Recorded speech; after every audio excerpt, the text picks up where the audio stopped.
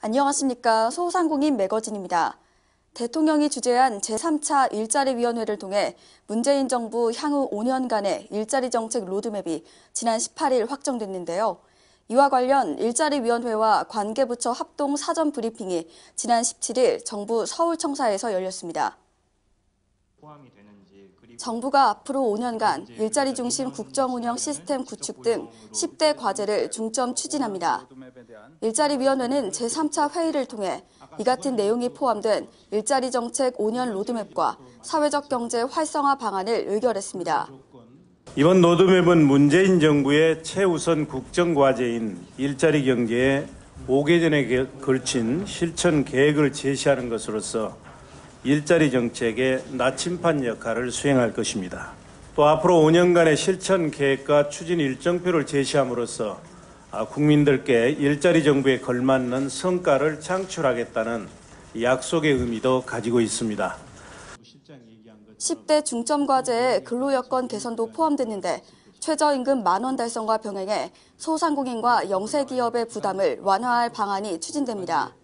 최저임금 인상으로 영세 소상공인의 고용이 위축되지 않도록 총 2조 9,700여억 원 규모의 일자리 안정자금이 신설되며 고용 연장 지원금에 대한 지급액과 기간도 확대됩니다. 또 최저임금 산입 범위 조정 등은 최저임금위원회 제도 개선 태스크포스에서 논의키로 했습니다. 정부는 최저임금 제도 개선 방안을 내년 상반기까지 마련할 방침입니다. 최저임금 1만 원을 달성해 나가고 그와 관련해서 최저임금 산입범위 조정이라든지 가구 생계비 반영 등 제도 개선 방안을 현재 검토하고 있고 내년 상반기까지는 제도 개선 방안을 발표하도록 하겠습니다. 정부는 또 사회적 경제 성장 기반을 만들기로 하고 사회적 경제 기업에 대한 자금 지원 방안도 내놓았습니다. 신용보증기금의 사회적 경제 지원 계정을 신설해 향후 5년간 최대 5천억 원까지 보증을 공급하도록 했는데 보증 지원 한도는 현행 1억 원에서 3억 원으로 올릴 계획입니다. 또 신협이 출자할 수 있도록 허용해 사회적 경제기업에 대한 투자를 확대키로 했습니다. 이와 함께 정부는 사회적 경제를 프랜차이즈 분야에도 접목시킬 방침입니다. 지금 현재 프랜차이즈가 많은 지적을 받고 있는 게 소위 말해서 본사의 갑질 부분이 되겠습니다. 이런 부분을 해소할 수 있는 아주 유용한 분야가 되겠습니다. 외국 예를 봐도 프랑스의 경우에는 소매 점포의 30% 이상이 협동조합형 프랜차이즈가 되겠습니다.